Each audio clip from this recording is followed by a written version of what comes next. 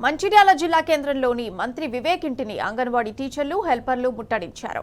CITU కార్మిక సంఘం ఆధ్వర్యంలో నిరసన తెలిపారు. అంగన్వాడీ ఉద్యోగుల సమస్యలు పరిష్కరించాలని వారు డిమాండ్ చేశారు. కాగా వారిని పోలీసులు అడ్డుకున్నారు. అరెస్ట్ చేసి పోలీస్ స్టేషన్ కి తరలించారు.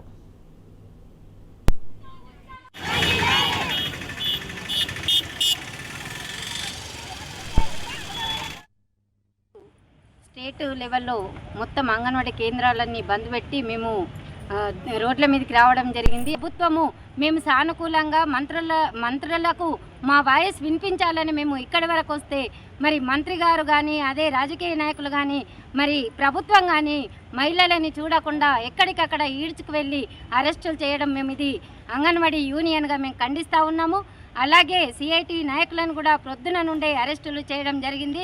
రాష్ట్ర వ్యాప్తంగా కూడా ఈ అరెస్టులను మేము ఖండిస్తున్నాం. బేషరతుగా వాళ్ళను విడుదల చేయాలని కూడా డిమాండ్ చేస్తూ ఉన్నాము. పిఎం శ్రీ అలాగే ప్రీ ప్రైమరీ అన్ని అంగన్వాడీ కేంద్రాలకు ప్రభుత్వం తీసుకువచ్చింది. ఇది తీసుకువస్తే మేము 50 సంవత్సరాల నుండి ఐసిడిఎస్ను మేము నడిపిస్తూ ఉన్నాము.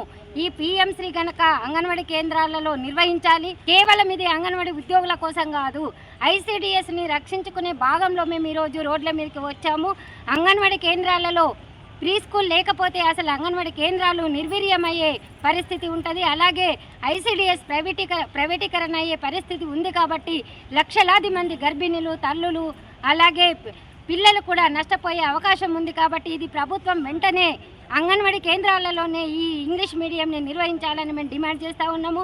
అలాగే ప్రభుత్వం వచ్చిన వెంటనే 18,000 వేతనం అంగన్వాడీ కేంద్రాలకు ఇస్తానని చెప్పింది. అది కూడా ఖచ్చితంగా అమలు చేయాలని మేము డిమాండ్ చేస్తూ ఉన్నాము. అలాగే రిటైర్మెంట్ బెనిఫిట్స్ టీచర్లకు 2 లక్షలు, హెల్పర్లకు 1 లక్ష రూపాయలు ఇస్తామని గత చర్చలలో మన మంత్రి సీతక్క గారు హామీ ఇచ్చారు. కానీ ఇప్పటి వరకు కూడా అది అమలు చేయలేదు. అది వెంటనే అమలు చేయాలని మేము ఈ సందర్భంగా డిమాండ్ చేస్తూ ఉన్నాం.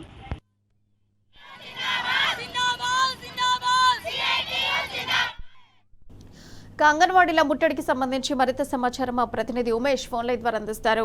ఎస్ ఉమేష్, చెప్పండి డీటెయిల్స్ ఏంటి? ప్రియా, ఏదైతే అంగన్వాడీలతో పాటు హెల్పర్స్ వాళ్ళ సమస్యలు పరిష్కరించాలంటూ రాష్ట్ర వ్యాప్తంగా పిలుపులో భాగంగా మంచిర్యాల జిల్లాలో కూడా అంగన్వాడీలు తర్వాత హెల్పర్లు కూడా ఉదయం నుంచే కూడా మంత్రి వివేక్ ఇంటి ముట్టడి కోసం పెద్ద ఎత్తున కూడా జిల్లా వ్యాప్తంగా కూడా బయలుదేరారు. అయితే ఎక్కడికక్కడ కూడా పోలీసులు అంగన్వాడీ హెల్పర్స్ తో పాటు అంగన్వాడీలను కూడా పలు చోట్ల కూడా అదుపులోకి తీసుకుని వాళ్ళందరినీ కూడా ఆయా పోలీస్ స్టేషన్లకు తరలించారు. అయినప్పటికీ అంగన్వాడీ టీచర్లు, హెల్పర్లు మంచిర్యాల జిల్లా కేంద్రంలోని వివేక్ ఇంటి ముట్టడికి కూడా వచ్చి తమ నిరసన ఆందోళన చేపట్టేందుకు రావడంతో ఒకసారి ఉద్రిక్తత చోటు చేసుకుంది. పోలీసులు వారందరినీ కూడా అదుపులోకి తీసుకొని అక్కడి నుంచి నేరుగా మంచిర్యాల పోలీస్ స్టేషన్ కు తరలించారు. దీంతో కొంత అక్కడ ఉద్రిక్తత చోటు చేసుకుంది, తోపులాట కూడా చోటు చేసుకుంది. సిఐటి ఆధ్వర్యంలో కూడా ఏదైతే మంచిర్యాల మంత్రి ఇంటి ముట్టడికి పిలిపివ్వడంతో సిఐటి నాయకులను కూడా పోలీసులు అదుపులోకి తీసుకొని పోలీస్ స్టేషన్ కు తరలించారు.